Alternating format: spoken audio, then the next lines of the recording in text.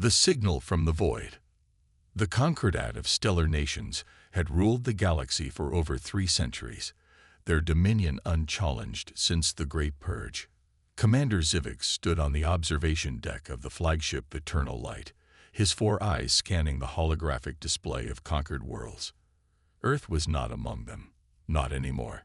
The humans had been relegated to history, a cautionary tale of a species that refused to bow.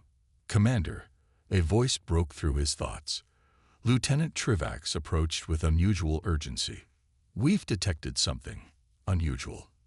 Zivix turned, his scaled skin catching the light. "Define unusual, Lieutenant." "A transmission, sir, from the Void Sector." The Void Sector, the cosmic graveyard where Earth and its colonies had once thrived. Now it was nothing but debris and radiation, a testament to the Concordat's power. "Impossible," Zivix muttered. "Nothing survives in the void." The lieutenant's mandibles clicked nervously. The message repeats on a loop. It's in an ancient human dialect, but our translation matrix has decoded it.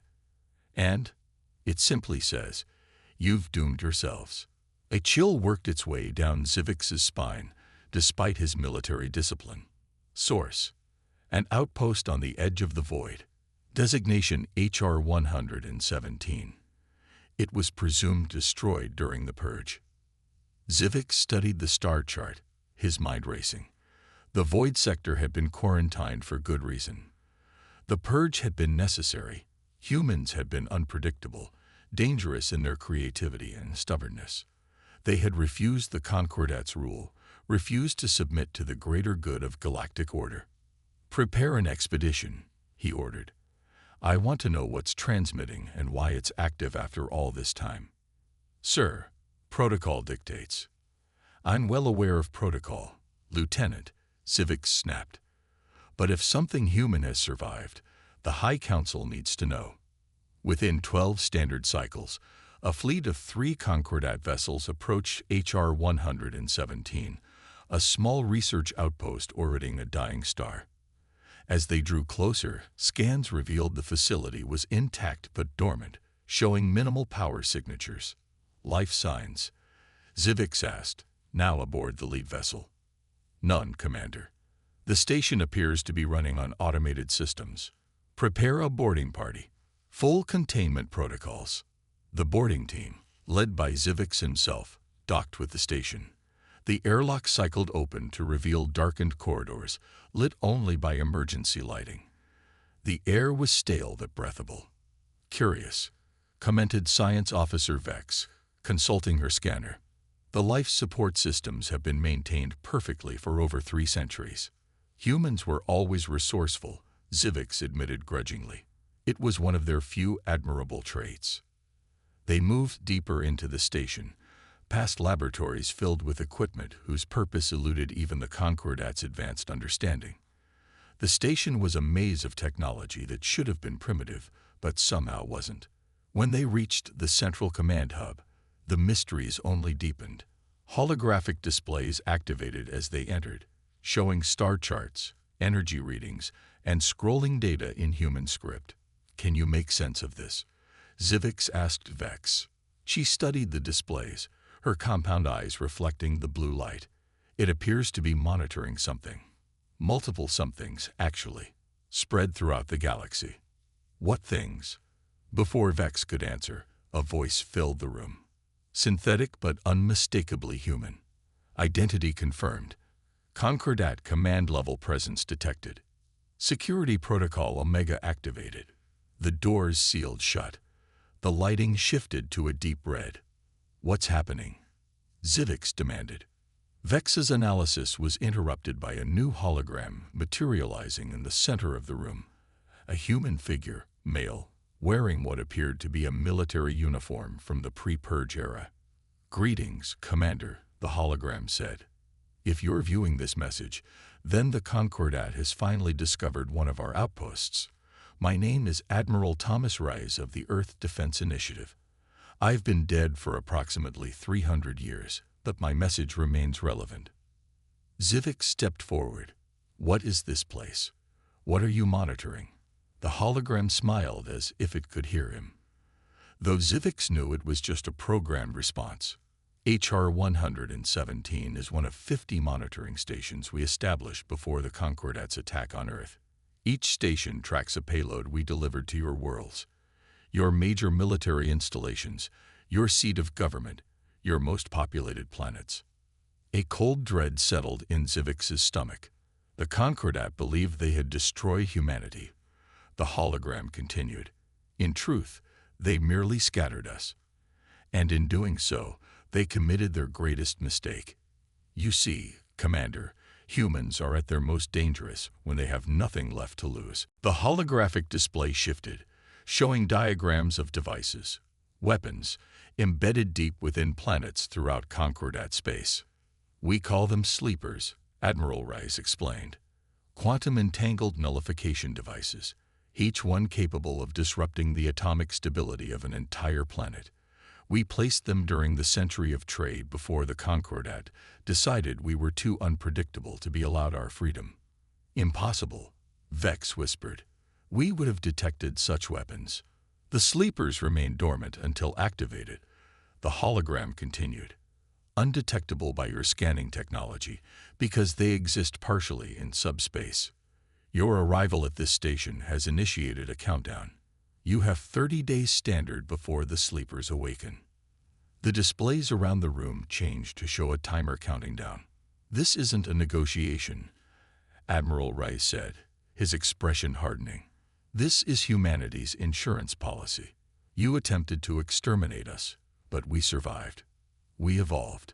The message you received, "You've doomed yourselves," wasn't a threat. It was a statement of fact. Zivix couldn't hide his shock. Why now? After 3 centuries? As if responding directly to his question, the hologram said, "You're wondering why now?" The answer is simple. We waited until we were ready. Until we had established ourselves beyond your reach. The remnants of humanity did not perish. We migrated to the spaces between galaxies, to the darkness where your kind fears to travel. The hologram gestured, and the star map expanded to show regions beyond the galaxy's edge, regions unexplored by the Concordat. While you celebrated our extinction, we built something new, something better. And now, Commander, you face a choice. The Concordat can acknowledge humanity's right to exist free from your control, or the sleepers will awaken. Your civilization or your pride. Choose wisely. With that, the hologram flickered and disappeared, leaving only the countdown on the displays. Zivix turned to his team, his mind racing. Get everything you can from these systems. I need to know if this is real or an elaborate bluff. But deep in his core, Zivix already knew. The humans had outplayed them, had been playing a longer game than the Concordat could have imagined. The supposed victory of the Great Purge had been nothing more than the opening move in humanity's strategy. As they worked to download the station's data, Vex approached Zivix. "Commander, I've found something else.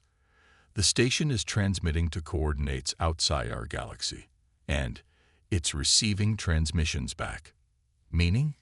Meaning, sir, that the Admiral wasn't lying. Humanity isn't extinct.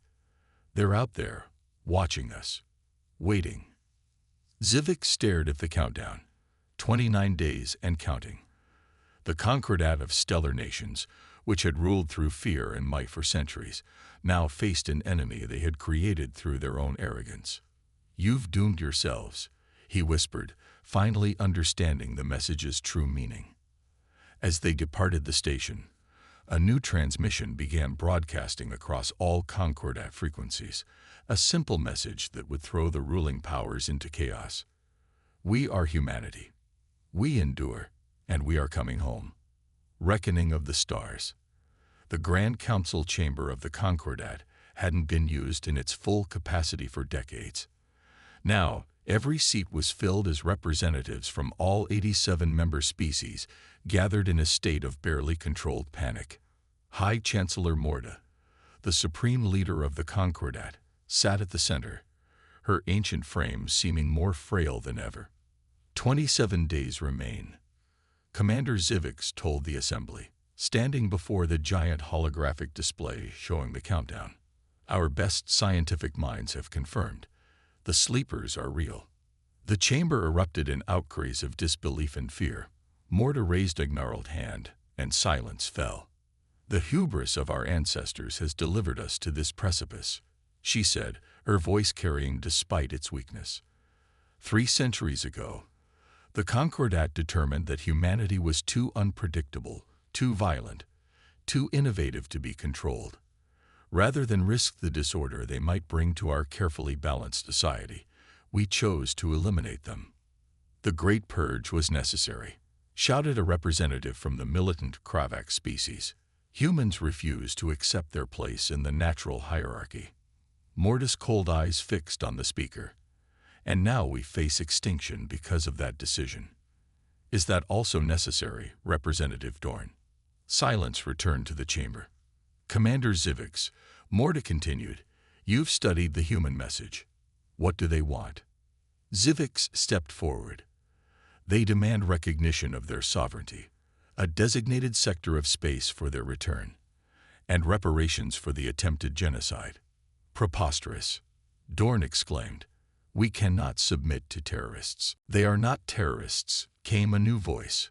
All eyes turned to historian Telva, one of the few who had advocated against the purge centuries ago. They are survivors, and they have outmaneuvered us completely. The debate raged for hours until Morta finally called for order. We have no choice but to open negotiations. Commander Zivix will lead a delegation to the coordinates provided by the human station. Chancellor, Zivix said, the coordinates are beyond the galactic boundary. Our fastest ships would take months to reach it. A ghost of a smile touched Morta's lips. Not necessarily. The archives contain records of experimental drive technology appropriated from human research before the purge. It was deemed too dangerous to implement, but circumstances have changed. 3 days later, Zivix found himself aboard the hastily retrofitted vessel Guardian of Order, equipped with a drive system based on stolen human innovation. The irony wasn't lost on him. Transdimensional shift in 3, 2, 1, announced the navigator. The stars stretched and blurred around them as the ship tore through the conventional barriers of space. When reality reasserted itself, they were greeted by a sight none had expected. The vast structure hung in the void between galaxies, a megastructure shaped like a massive ring, its interior surface gleaming with the lights of a civilization. Around it, a fleet of ships unlike any Concordat design maintained formation. By the ancestors, whispered Lieutenant Trevax. That's a ring world, finished Zivix. They built a ring world. A transmission came through. Concordat vessel. This is Sanctuary Control. You are cleared to approach Docking Bay 117. Deviations from the designated flight path will be considered hostile action. As the Guardian of Order approached, the scale of humanity's achievement became clearer. The ring world was a habitable surface equivalent to millions of planetary surfaces, home to what sensors indicated were billions of life forms, not just humans but other species as well, some recognized as minor races from the Concordat, others completely unknown. They docked at a massive station extending from the ring world's exterior. When the airlock opened, Zivix was surprised to see a human waiting for them, a woman with dark skin and silver hair, dressed in a simple but elegant uniform. Commander Zivix, she said, I am Director Helena Chen, diplomatic liaison for the Human Collective. Welcome to Sanctuary. Zivix struggled to maintain his composure. How do you know who I am? Chen smiled. We've been watching the Concordat for centuries. We know everything about your society, your military, your leadership, just as you once studied us before deciding we were too dangerous to live. She led them through corridors filled with a bewildering diversity of life forms, all coexisting peacefully. Humans worked alongside species Zivix recognized, and many he didn't, without any apparent hierarchy. Impossible, he murmured. These species, some are natural enemies. Only in environments of scarcity and competition, Chen replied. Sanctuary provides abundance for all. We found that most interspecies conflicts disappear when survival isn't at stake. They arrived at a meeting room where several humans and other beings waited around a circular table. The Council of Sanctuary, Chen introduced them.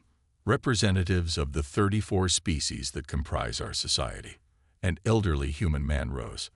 I am Administrator Samuel Reyes. You may recognize my surname. Admiral Thomas Reyes was my ancestor. Zivix felt a chill. You're his descendant.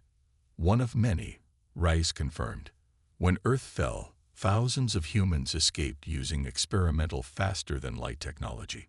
We fled beyond the galaxy's edge, where the Concordat wouldn't follow. Over generations, we built this, a new home, a new way of living. And now you threaten us with annihilation, Zivix said. Reyes's expression hardened. We threaten nothing. We merely ensure you understand the consequences of attempting to finish what you started. The sleepers are our guarantee that the Concordat will never again try to exterminate us. What do you want? Zivix asked. Coexistence, replied a non-human member of the council, a being with iridescent skin. Humanity offered us sanctuary when the Concordat deemed our species too primitive to deserve autonomy. We have built something better here, a society based on cooperation rather than domination. Chen activated a holographic display showing a sector of space on the galaxy's outer rim. This region will be recognized as sovereign territory of the human collective and our allies. The Concordat will acknowledge the crimes of the Great Purge and establish diplomatic relations with our government. And if we refuse, Zivix challenged. Then the countdown continues, Reyes said simply, and your civilization ends. Zivix studied the faces around him. There was no malice, no gloating, only determination. These were not vengeful terrorists, but a people ensuring their survival. The Concordat has ruled through fear for too long, Chen said softly. That age is ending, Commander. You can be part of building something better, or you can cling to the past and perish with it. For 3 days, negotiations continued. Zivix communicated with the Grand Council, relaying demands and counteroffers. Throughout it all, he observed the society humans had built. Diverse, innovative, thriving in ways the rigidly controlled Concordat never could. On the 4th day, High Chancellor Morta herself arrived at Sanctuary, the first time in recorded history that the Concordat's leader had left the capital world. The ancient leader stood before the Council of Sanctuary, her pride visibly battling with pragmatism. For 3 centuries, she began, the Concordat has believed itself the pinnacle of civilization. We justified the Great Purge as necessary for galactic stability. We were wrong. A murmur ran through the chamber. Humanity survived our attempt to eradicate them. More than survived. They thrived. They built something. She gestured around her. Something we could not have imagined. And they have the power to destroy us utterly. She fixed her gaze on Administrator Reyes. The Concordat accepts your terms. We recognize the sovereignty of the human collective and its allies. We acknowledge the crimes of our past, and we seek a new beginning. Reyes nodded solemnly. Then the countdown ends. The sleepers will remain dormant, a reminder but not a threat, so long as peace prevails. As the formal agreements were being prepared, Zivix found himself standing with Chen on an observation deck overlooking the vast interior curve of the ring world, where an artificial sun illuminated landscapes stretching beyond sight. Your people accomplished this in just 3 centuries, he asked. When freed from the constraints of control and hierarchy, it's amazing what diverse minds can build together, she replied. The Concordat sought to eliminate difference, to force all species into a single model of existence. We embrace difference as our strength. The Concordat will resist change, Zivix warned. There are those who will never accept humans as equals. Chen smiled. We're counting on you to help guide that change, Commander. Your experiences here have changed you. I can see it. You understand now why humanity was worth saving. Zivix couldn't deny it. In just days, his centuries of certainty had crumbled. The society he had defended his entire life suddenly seemed hollow compared to what he had witnessed on Sanctuary. "Your message," he said finally. "You've doomed yourselves. It wasn't about the sleepers at all, was it?" "No," Chen confirmed. "It was about the path the Concordat chose. By attempting to destroy us, you forced us to become something greater. And now the transformation will change the galaxy forever." As the Guardian of Order departed from Sanctuary days later, carrying the signed treaties that would reshape galactic politics, Zivix stood on the observation deck watching the ringworld recede. Humanity's last transmission had been prophetic, but not in the way he had first understood. The Concordat had indeed doomed itself, not to destruction, but to transformation.